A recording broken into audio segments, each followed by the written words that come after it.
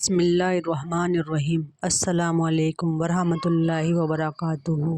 میرے پیارے نبی صلی اللہ تعالیٰ علیہ وسلم نے فرمایا، صفائی نصف ایمان ہے۔ دیکھو، ہمیں اپنے ہاتھ، چہرے، کپڑے اور سب صاف ستھرا رہنا چاہیے اور ماحول کو ہمیشہ صاف رکھنا چاہیے، کیونکہ یہ ہمارا ایمان مضبوط کرتا ہے۔ ندامت ہی توبہ ہے، یعنی ہمیں اپنے گناہوں پر دل سے شرمندگی ہو جائے تو اللہ ہمیں معاف فرما دیتا ہے۔ آئیں ہمیشہ ہم سچائی کے ساتھ اللہ سے معافی مانگتے رہیں گے۔ وہ ہم میں سے نہیں جو ہمارے چھوٹوں پر رحم نہیں کرے اور ہمارے بڑوں کی عزت نہیں کرے۔ ہمیشہ چھوٹوں کے ساتھ نرمی کریں اور بڑوں کا احترام کریں۔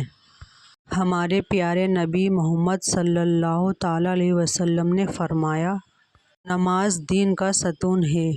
آئیں ہم سب نماز کو اپنی زندگی کا اہم ترین بنائیں۔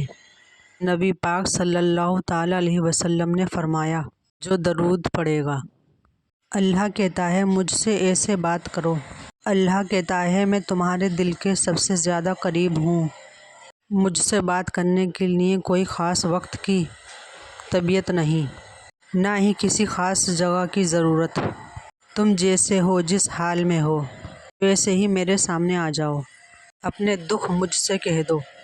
میں تمہاری زبان سے لفظ نکلنے سے پہلے تمہارے دل کی آواز سن لیتا ہوں۔ میں تمہارے آنسو گرنے سے پہلے ان کی وجہ جان لیتا ہوں۔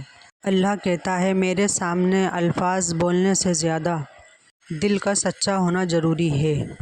میں تمہیں کبھی جج نہیں کرتا، تنہا نہیں چھوڑتا، بلکہ ہر حال میں تمہیں سنبھالتا ہوں۔ جب دنیا خاموش ہو جاتی ہے تو میں تمہاری آواز سنتا ہوں۔ مجھ سے بات کرتے رہو۔ میں ہی تمہارا دوست ہوں جو کبھی تھکتا نہیں ہوں، کبھی تمہیں چھوڑ کر نہیں جاتا۔ اس بات کا خیال رکھنا کہ اللہ ہی ہے۔ میرے پیارے نبی صلی اللہ تعالیٰ علیہ وسلم کا فرمان ہے، تمہیں اسلام قیمتی کہتا ہے، لہٰذا بے پردہ گلیوں میں نہ نکلو۔ ان کو سمجھاؤ کہ ہر عمارت کو گلاب نہیں چڑھتا، صرف کعبے کو چڑھتا ہے۔ ہر کتاب کو گلاب نہیں چڑھتا، صرف قرآن کو چڑھتا ہے۔ قیامت کے دن اللہ تعالیٰ اپنے بندوں سے سوال پوچھے گا۔ قربان جائیں، میرے نبی پاک صلی اللہ تعالیٰ وسلم نے فرمایا، ہاں پوچھے گا۔ جب تک تم 5 چیزوں کا جواب نہیں دو گے تمہیں قدم نہیں اٹھانے دے گا۔ یا رسول اللہ، وہ کون کون سی 5 چیزیں ہیں؟ اللہ پوچھے گا تم سے، بتاؤ عمر کہاں گزاری؟ بولو میں نے زندگی دی، صحت دی، عافیت دی، کہاں کہاں بتا کر آئے وہ وقت؟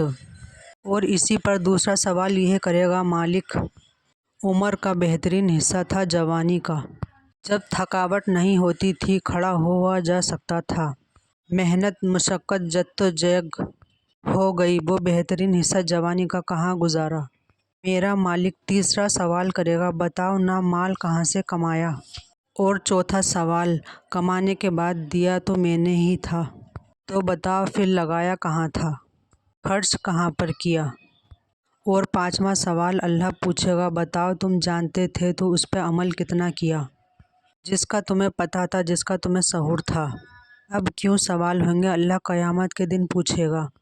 اسلام اپنے ماننے والوں کو بے خوف رکھتا ہے۔ ایک غم اپنے اندر رکھو گے تو تمہیں قیامت کے دن پوچھا جائے گا۔ کوئی کیا کر سکتا ہے؟ اللہ مددگار ہے۔ لوگوں سے ڈرنا، لوگوں کی طرف دیکھنا، توجہ جب بھی کریں رب کی جانی کریں۔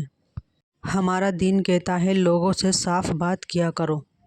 اگر کوئی غلط کر رہا ہے تو اسے بتاؤ وہ غلط ہے، اس کو انفارم کرو، کیونکہ ہر غلط کا اثر پورے معاشرے پر پڑتا ہے۔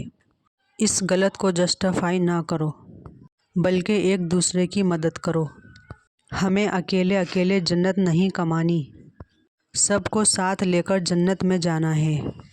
اکیلے اکیلے جہنم سے نہیں بچنا، اپنے ارد گرد کے لوگوں کو بھی اس سے بچانا ہے۔